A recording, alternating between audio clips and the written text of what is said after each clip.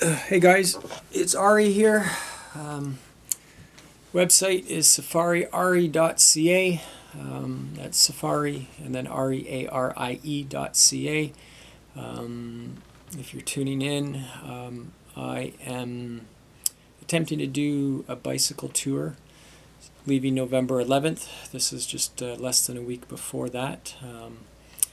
November 11th, I'm going to attempt to cross Canada by bicycle in the winter. We'll be leaving St. John's, Newfoundland, heading to Edmonton, Alberta, and then on my way to the Dempster Highway up to our Canadian Arctic, and then from the Dempster down to Vancouver into the US, and then zigzag my way all the way to the bottom of Argentina. 55,000 kilometers is the expected mileage and should take me about 3 years. Anyways, just whipping off a few videos.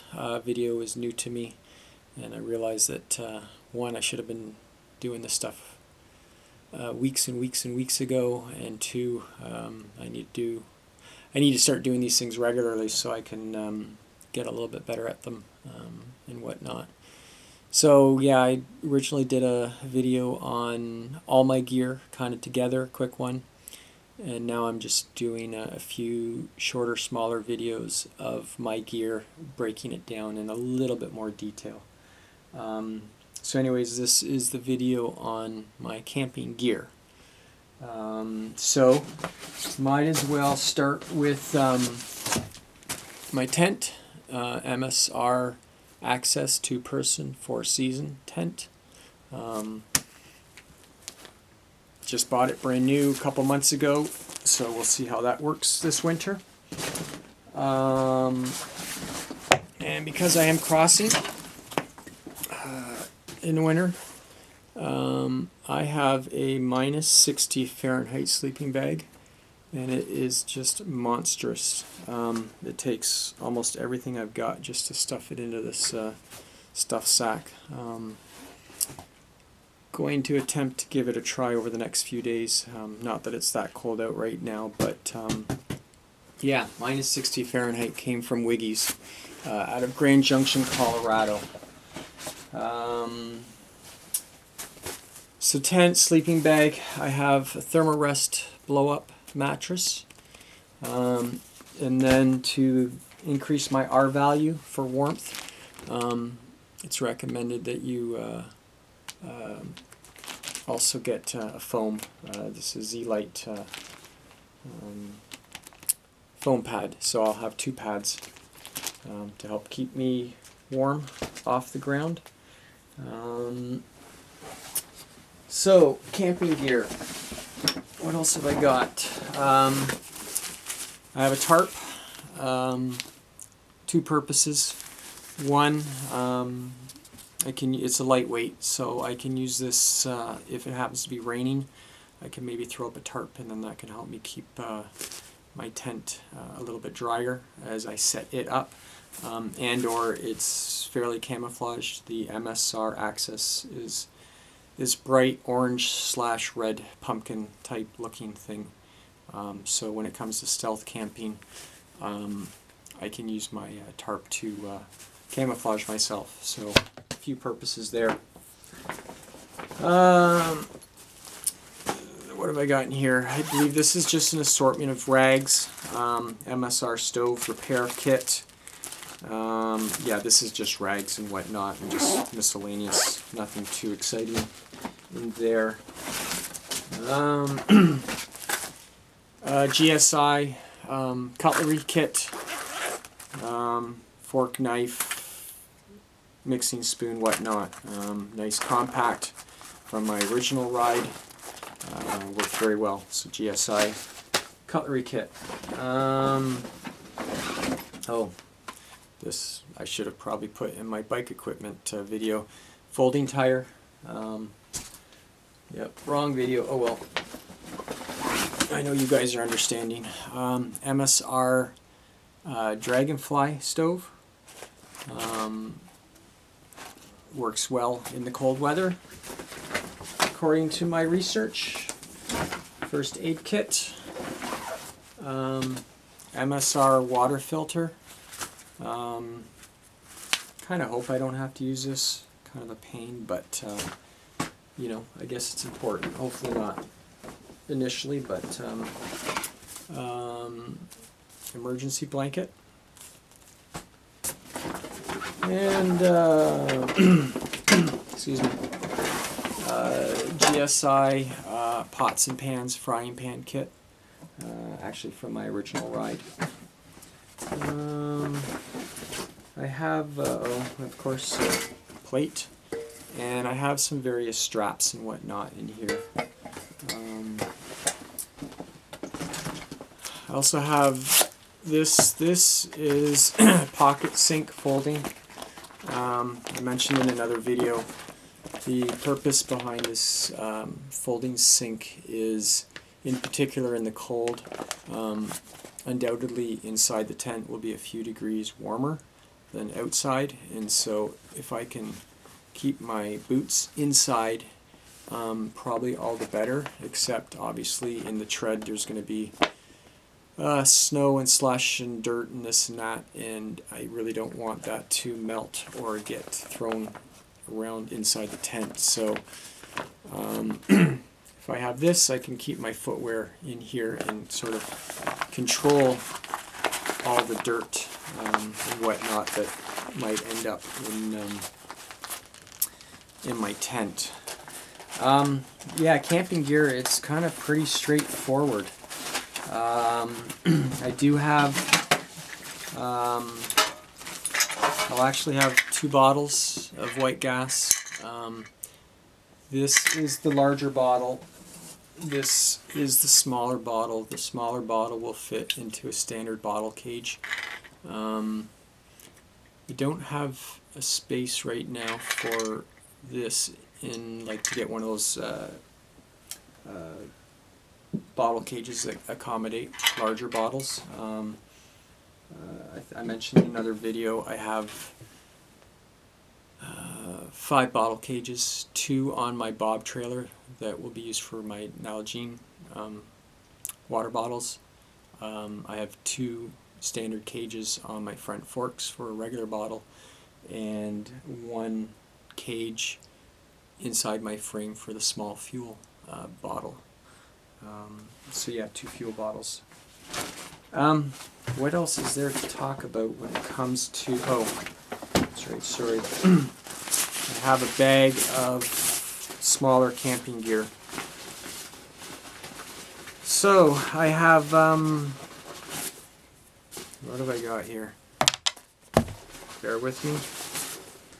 So I got a Zippo lighter, long neck, for lighting my stove. Those barbecue lighters, the standard ones, they suck. They run out of fuel so quickly, and they just don't seem to want to work very well. So I thought I would try this Zippo. Nothing more frustrating than not getting your stove lit, and as you can imagine, in the winter, in the cold, I want to get that thing lit as quickly as possible and not freeze my fingers while I'm trying to work a stinking lighter that doesn't work very well.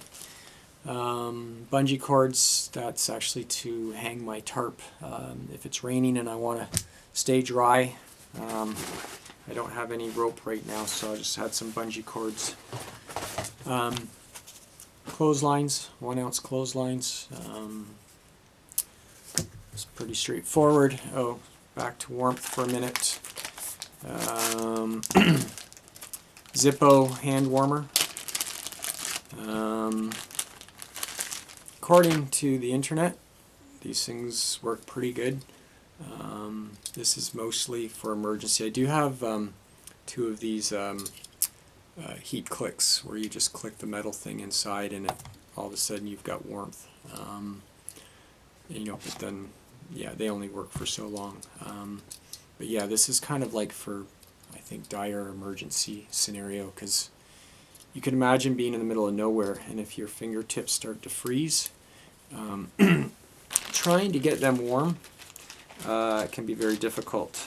And also essentials. So yeah, Zippo hand warmer. Yeah, another click warmer, and trusty knife, because you never know.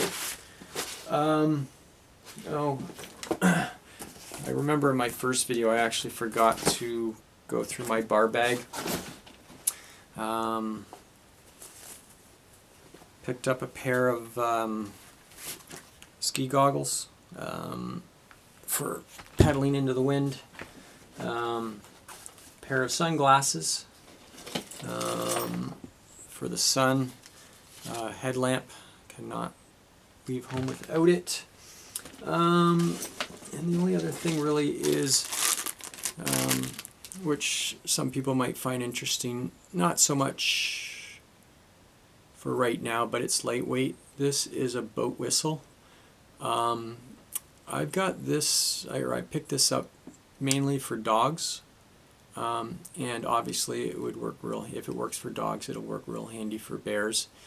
And actually, if I ever need help for whatever reason, and people were nearby but couldn't quite tell that I was in need of help, this thing is super loud. I'm not going to bother blowing into it. It's actually kind of neat because it's not like an air horn, which I'm sure only lasts for so long and whatnot, but this is it's just plastic, so it's super lightweight. There's a hole there and you blow into it. I'm not, like I said, I'm not going to do that right now, because I think if I blow into it, you guys will never watch another video, because you would think maybe I might do that again just for the fun of it. So anyways, I got a feeling like I see a lot of questions online, bike groups, about how to deal with dogs. If this whistle does not stop a dog in its tracks, I don't know what will. It is that loud. But you can get, something like this wherever you buy boat supplies, sporting goods stores and whatnot. I think that kind of covers the main camping gear. I suppose if anyone has questions, they're more than welcome to ask. Actually, why don't we just end this video on some goofiness? As you can imagine, in the wilderness, well, not wilderness, but when you're out in the forest or in the country, whatever, and you have to go to the washroom and there's nowhere to go, it's a very uncomfortable position to be positioned in. So I am going to try something, and I guess maybe at some point I'll do a blog about how it worked and how it didn't work, but I am going to try using a strap with 2 hooks to wrap around a tree, and I am going to use this almost like you're sitting in a swing, and I am going to see if this makes that experience a little bit more comfortable to do, because when I think about that, that just seems like a very uncomfortable position. Well, I mean, it's not that I haven't done it before, and it's very uncomfortable. Having to go number 2 without the proper facilities, so I am going to try this strap and see if it makes the experience just a little bit less miserable. And I think that kind of basically covers it for equipment, camping equipment. Camping in the winter is going to be a completely new experience for me, and I am well aware that I will probably fail miserably at it, and that's okay, because I'll learn from my mistakes and eventually get better. I also anticipate that I'll probably do a lot of restaurant eating when it gets super cold, because your food choices are somewhat limited. But yeah, that's my camping gear. So anyways, appreciate you watching. Appreciate the support. Feel free to drop by my website, safariarie.ca. All my social media links are there. And yeah, appreciate it. Thanks. Bye.